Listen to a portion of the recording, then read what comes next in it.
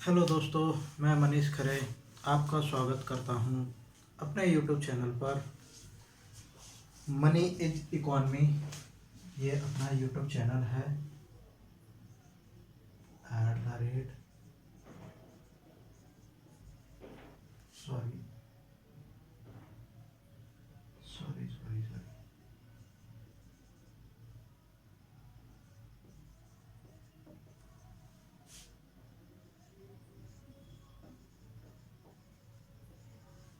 Money is economy ये अपना YouTube channel है। इसको भाई सब्सक्राइब करो और फॉलो करो। और 4-5 दिन हो गए मैंने वीडियो नहीं बना पाई, किसी कारणवश फिर से स्टार्ट किया है। तो आज क्या चलेगा, जो एकाधिकार जो नियम है वो आधा कंप्लीट हो चुका है। आज वाली वीडियो में पूरा ख़त्म हो जाएगा। एकाधिकार एकाधिकार बताया था। एकाधिकार किसे कहते हैं? एकाधिकार बाजार जो होता है वो किसे कहते हैं? एकाधिकार बाजार में एक ही क्रेता पाया जाएगा, विक्रेता अनेक पाए जाएंगे, तो उसे क्या कहा जाता है? एकाधिकार। मतलब एक ही क्रेता, एक ही उत्पादक होता है। निवेशक, उत्पादकता, ठीक है, और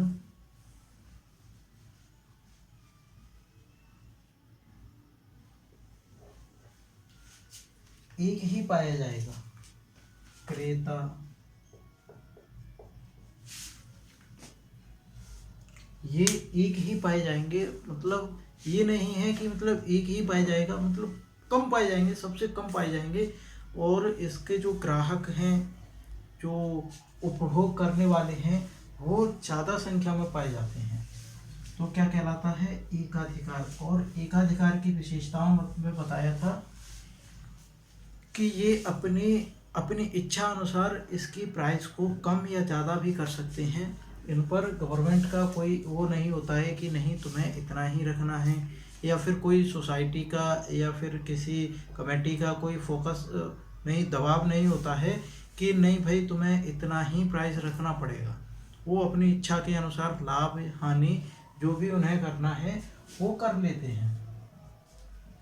एकाधिकार बाजार में कुछ विशिष्ट दशाएं हैं। तो विशिष्ट दशाओं में कहा गया है कीमत विभेद। कीमत विभेद किसे कहते हैं? कीमत विभेद है मूल्य अथवा कीमत विभेद। एकाधिकारी उस क्रिया को कहते हैं जिसके अंतर्गत एकाधिकारी अपने द्वारा उत्पादित समान वस्तु के विभिन्न क्रेताओं से भिन्न भिन्न कीमतें वसूल करता है। इसका क्या मतलब है? विभिन्न कीमतें वसूल करता है उत्पादित समान वस्तु के विभिन्न क्रेताओं से। जैसे कोका कोला, ठीक है, स्प्राइट,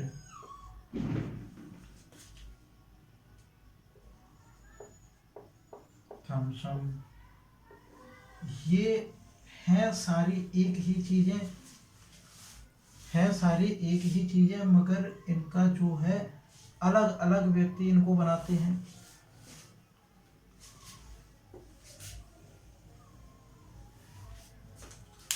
कोको कोला वाला थम्स अप नहीं बना सकता, थम्स अप वाला स्प्राइट नहीं बना सकता, स्प्राइट वाला थम्स अप नहीं बना सकता, ना ही कोको कोला बना सकता है। तो ये अपने अपनी चीज़ें बना सकते हैं। मगर ये भी तो हो जाता है कि को स्प्राइट नहीं मिल रही है तो चलो थम्स अप से काम चला लो, थम्स अप नहीं मिल रही तो चलो कोको कोला से काम चला लो। ये भी हो जाता है, मतलब एक के बदले दूसरा प्रयोग कर सकते हैं। तो ये एक समान जैसी हो गई। अब एक समान जैसी वस्तुएं होने के कारण ये जो उपभोक्ता है वो अपनी इच्छा अनुसार इसमें कीमतें में वसूली कर सकता है। अगर उसको लग रहा है कि मेरी वस्तुएं ज़्यादा बिक रही हैं तो मैं अपनी प्राइस को बढ़ा सकता हूं। अगर बढ़ाने से कोई अंतर नहीं पड़ता है, जो बिक्री हो रही है उस पर कीमत बढ़ाने से कोई अंतर नहीं पड़ता है, तो फिर ये कीमत बढ़ा देगा अपनी। ठीक है ना। अगर कीमत कम होती है तो बिक्री कम होती है कीमत बढ़ाने से, तो फिर उतनी ही रखेगा जितनी पहले थी।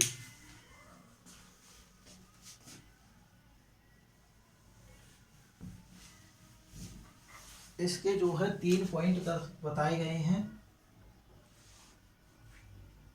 पहला पॉइंट, दूसरा, प्रथम श्रेणी का कीमत विभेदन। प्रथम श्रेणी में कौन कौन सी कीमत आती हैं, प्रथम श्रेणी कैसे कार्य करता है। इसके अनुसार वस्तु की एक निश्चित कीमत होती है। जो भी वस्तु है उसकी एक निश्चित समय के लिए एक निश्चित कीमत होती है। उपभोक्ता देने के लिए तैयार रहता है। जो भी निश्चित कीमत है, अभी बताया था जो भी स्प्राइट की बोतल थी वो 95 की आती है, तो उपभोक्ता उसको देने के लिए तैयार रहता है। ये नहीं है कि भाई 95 की नहीं लेंगे हम, बड़ी वाली जो बोतल आती है तो उसको ये नहीं है कि 95 की नहीं लेंगे, वो सभी लोग देने के लिए उसको तैयार रहते हैं। अतः ऐसी स्थिति में क्रेता को उपभोक्ता की कोई बचत प्राप्त नहीं होती है। इसमें क्या होता है, एक निश्चित राशि होती है 75 की बनकर तैयार हो रही है, तो 75 की तैयार हो रही है। उसके बाद जो शॉप पर उसको पड़ी, शॉप वाले को उसको पड़ी 80 की, तो ये 80 की ही बेचेगा। इसमें क्या बोल रहा है, उपभोक्ता की कोई बचत प्राप्त नहीं होती है। उपभोक्ता को यहाँ कोई भी बचत प्राप्त नहीं होती है।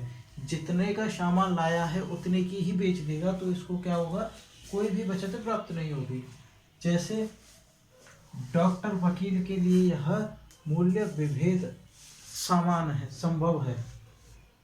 जो प्रत्येक ग्राहक को उसके समान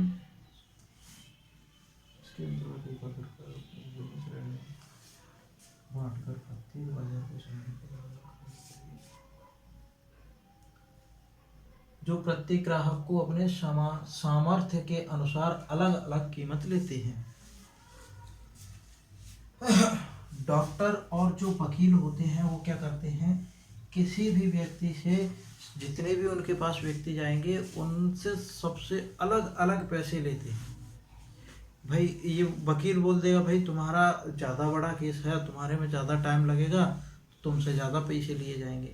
और वो पहली बात तो ये किसी को बोलते नहीं है कि तुमसे इतने लेंगे उनसे इतने लेंगे, वो ये बोलते हैं भाई तुम्हारा इतना रहेगा, तुमको देना है दे दो, नहीं देना है कोई दूसरा वकील देख लो। ऐसा ही डॉक्टर का हिसाब है। डॉक्टर क्या बीमारी के हिसाब से लेते हैं, बीमारी, बड़ी बीमारी है ज़्यादा लेंगे, छोटी बीमारी है कम पैसे लेंगे, उसी उससे ग्राहक से।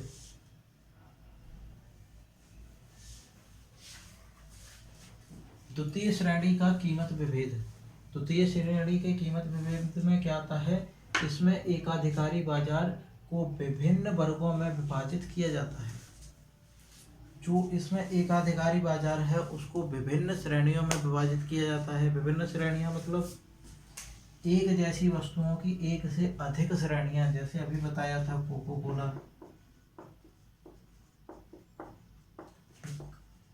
Thums Up, Sprite. ठीक है, गाड़ियों में आ जाओ तो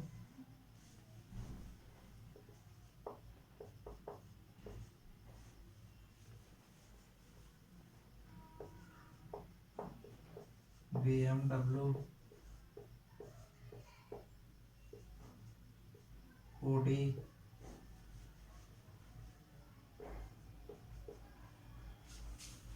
ठीक है, रेंज रोवर,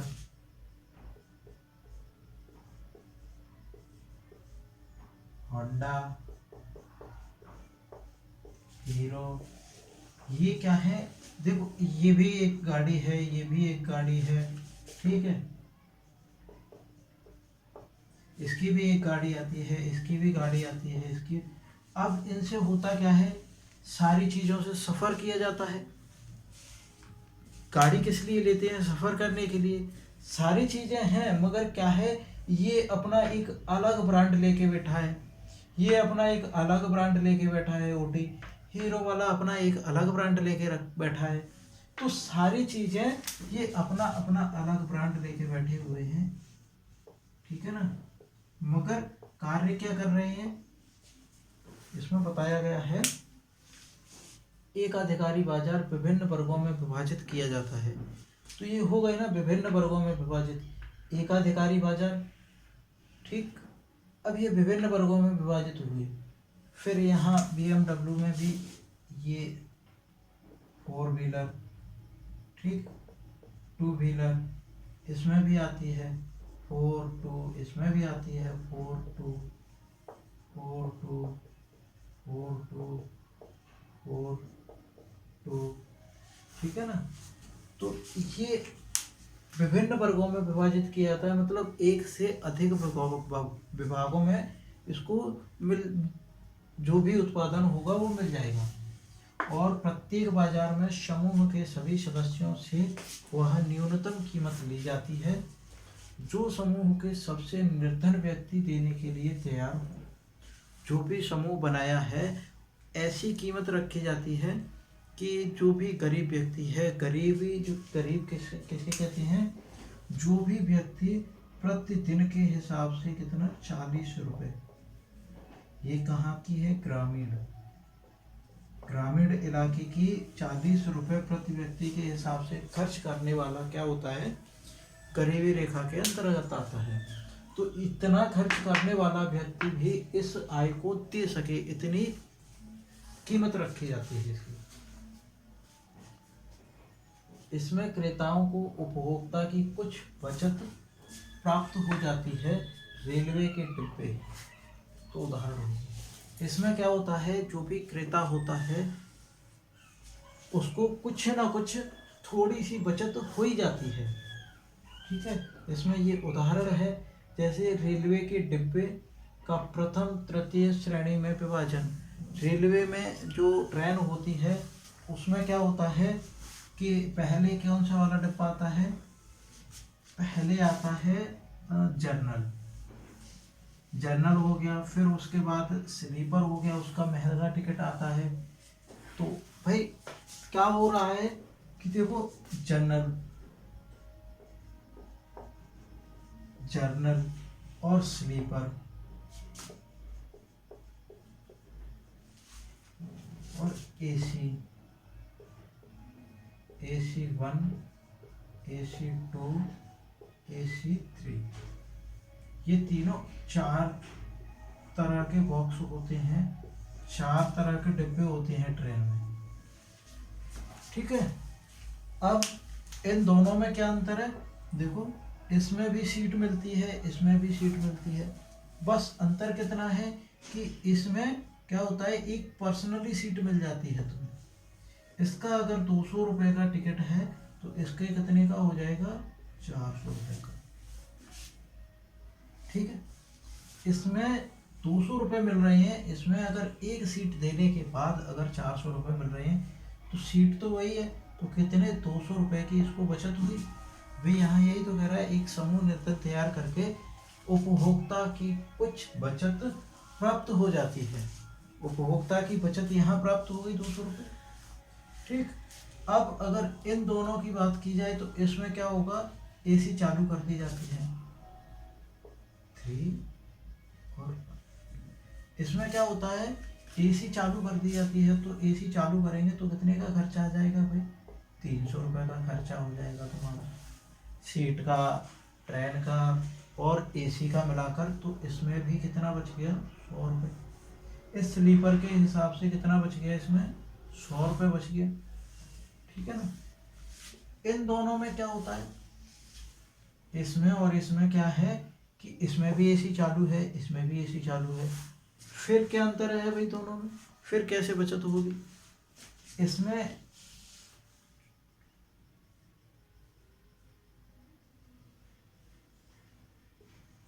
इसका 800 का होगा, इसका 900, 1100 का। ऐसे टिकट होते हैं तो खर्चा यहाँ भी कितना हो पाएगा, यहाँ कितने का हुआ, 300 रुपये का खर्चा, 200 रुपये यहाँ बच गए। ठीक है, यहाँ कितने का, 400 रुपये का खर्चा हो गया, तो यहाँ 400 बच गए। यहाँ कितने का हो जाएगा, 600 का खर्चा हो जाएगा, तो यहाँ 500 बच गए।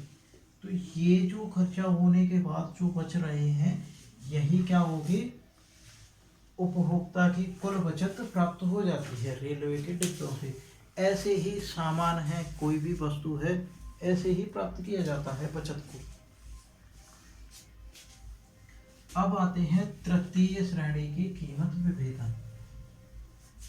तृतीय श्रेणी में क्या है, इसके अंतर्गत एकाधिकारी अपने क्रेताओं के विभिन्न श्रेणियों के बाजार में बांटकर प्रत्येक बाजार या श्रेणी की मांग की लोच के अनुसार अलग अलग कीमत वसूलते हैं।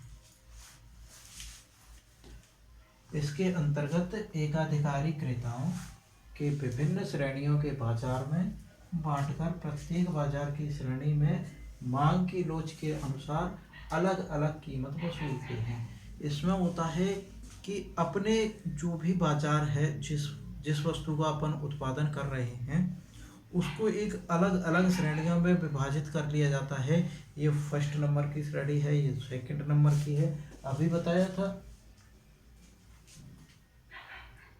प्रत्येक बाजार समूह के समान सदस्यों में रेलवे के डिब्बे द्वितीय तृतीय श्रेणी, इसमें अलग अलग श्रेणियों में विभाजित कर लिया जाता है, और अलग अलग श्रेणियों में विभाजित करने के बाद उनके उस हिसाब से प्राइस रखी जाती है। उस तृतीय श्रेणी में यही बताया गया।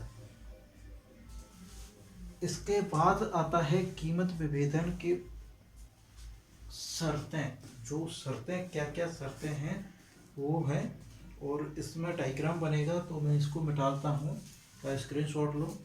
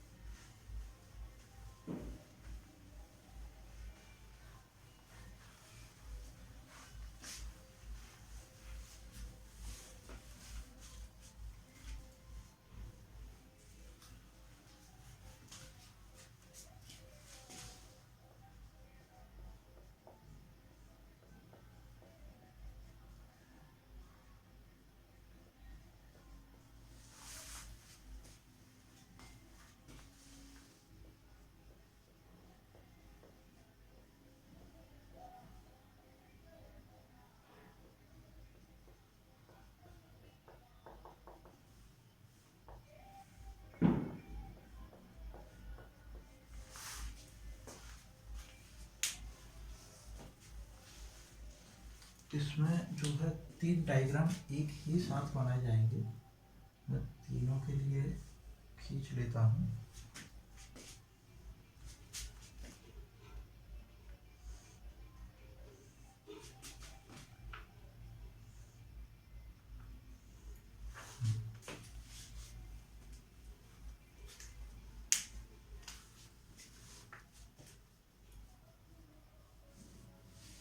ये बाई एक्स हो गया एक्स ओरिजिन, बाई एक्स हो गया x origin, by x origin. ठीक,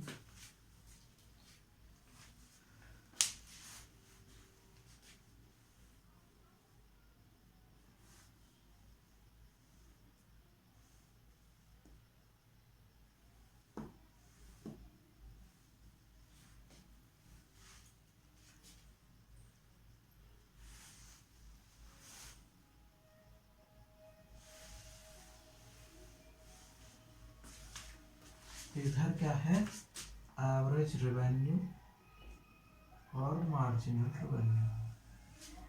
ठीक, और यहाँ तीनों का मिलाकर क्या है, उत्पादन, कितना ये लोग उत्पादन करेंगे वो दर्शाया गया है नीचे। अब जो कीमत रेवेन्यू है औसत रेवेन्यू है वो तीनों की सेम रखी जाएगी।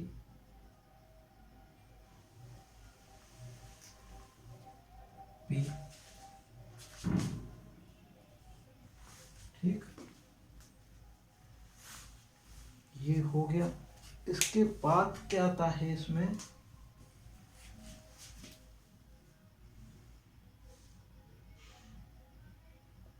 P1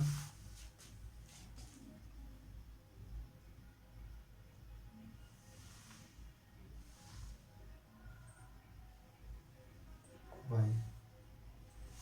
देखो वैसे एवरेज कहाँ से कहाँ होकर जाना चाहिए, यहाँ नीचे वाले इसको पॉइंट करके करना चाहिए।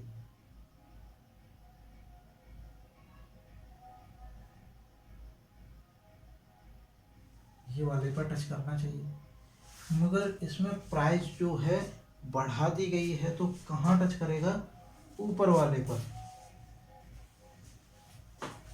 ये MR हो जाएगा सीमांत रेवेन्यू, और ये क्या हो जाएगा, AR औसत रेवेन्यू।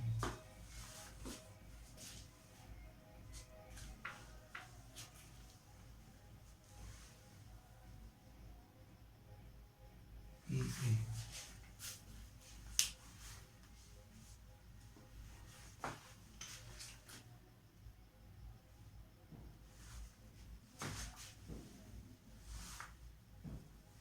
डिमांड, ये डिमांड होगी, ये डिमांड हो जाएगी। इसके बाद जो आगे वाले पर आते हैं, आगे वाले की बात करें तो इसमें क्या होगा, फिर यहाँ प्राइस क्या हो रहा है, ज़्यादा बढ़ रही है, फिर यहाँ कीमत ज़्यादा, सॉरी प्राइस कम बढ़ेगी और उत्पादन ज़्यादा बढ़ेगा। यहाँ उत्पादन ज़्यादा बढ़ेगा, यहाँ उत्पादन कम बढ़ रहा है, उत्पादन ज़्यादा बढ़ेगा तो फिर क्या होगा,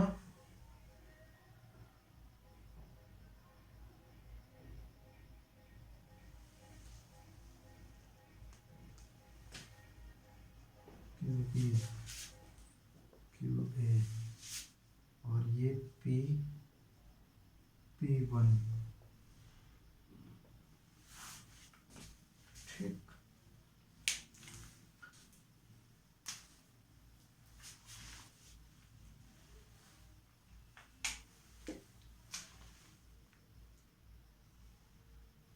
बात कहाँ आती है, वही जो डिमांड है, डिमांड कैसे होगी,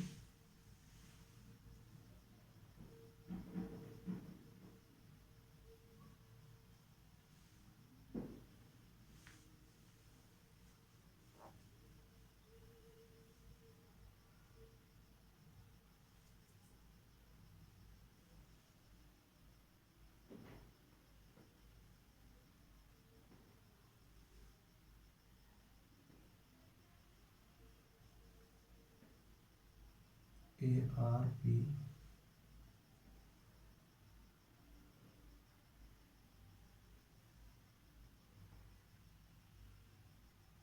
सॉरी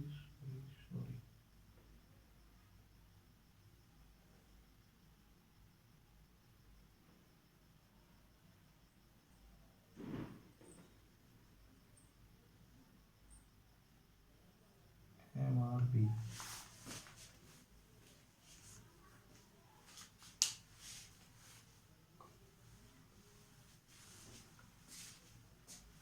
यहाँ देखो क्या होगा, बाजार A, बाजार B, बाजार C। यहाँ बताया था कि ये थोड़ा लेटा हुआ रहेगा तो क्या रहेगा, बाजार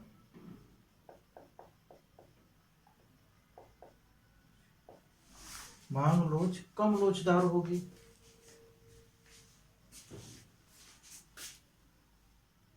क्या होगा, कम लोचदार मांग, ठीक। यहाँ अधिक लोचदार मांग, ठीक है ना। और यहाँ एक अलग पॉइंट बनता है,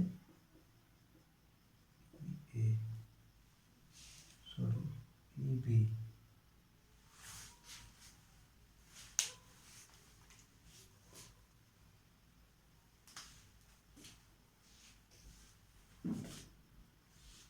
यहाँ देखो पहले इतनी मांग होनी चाहिए मगर कहाँ इतनी जाके हो रही है। इसका जो डायग्राम बनता है ये तो बनेगा एम सी,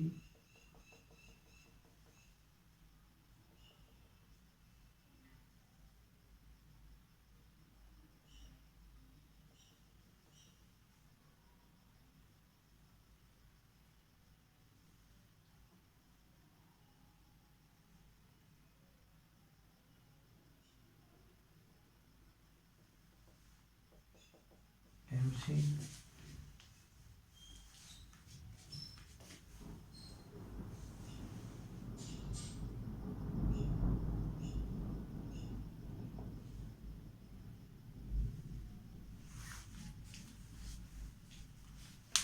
जो ये वाला पोर्शन है ना,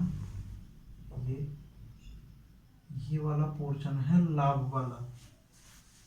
इसमें देखो कम लाभ मिल रहा है, इसमें इससे ज़्यादा मिल रहा है। इसमें ये तो मिल ही रहा है मगर कहाँ तक जाएगा, ये पूरा यहाँ से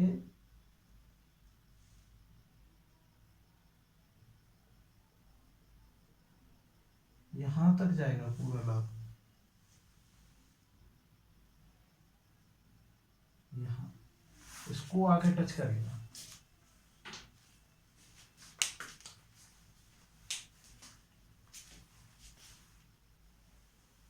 क्यू सी ई सी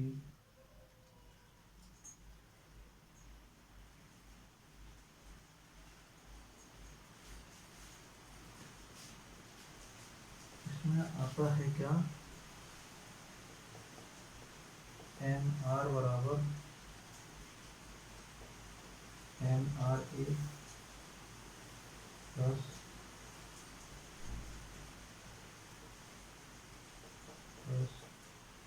एम आर पी,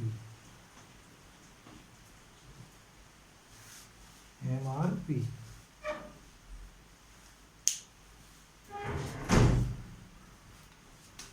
अब इसमें होता क्या है, एम आर बराबर एम सी होता है, एम आर बराबर एम सी, मार्जिनल रेवेन्यू बराबर मार्जिनल कॉस्ट।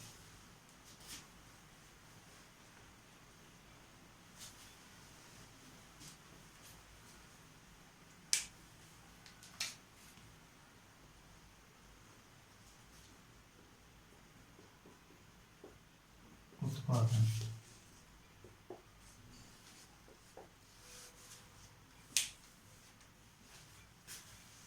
इसमें क्या हो जाएगा, मार्जिनल रेवेन्यू बराबर मार्जिनल कॉस्ट, एम आर बराबर एम सी, एम आर बराबर एम सी।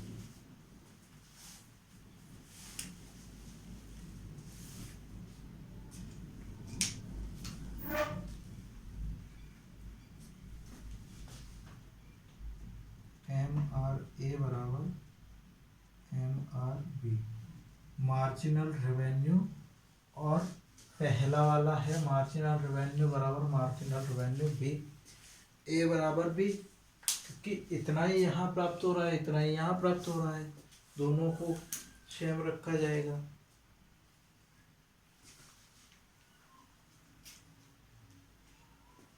और दोनों अलग अलग बाजार हैं परंतु उत्पादन समान हो रहा है, तो उसको एम आर बराबर एम सी, एम आर।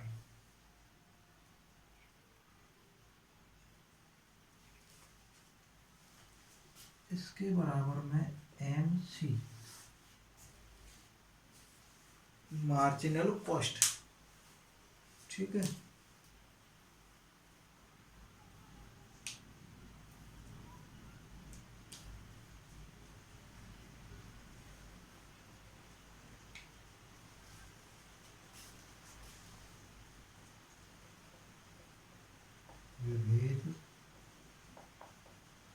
एकाधिकारी के संतुलन का समीकरण होगा। इसका समीकरण क्या बनेगा? चलो भाई, लाइट गई, आज के लिए इतना ही रखते हैं और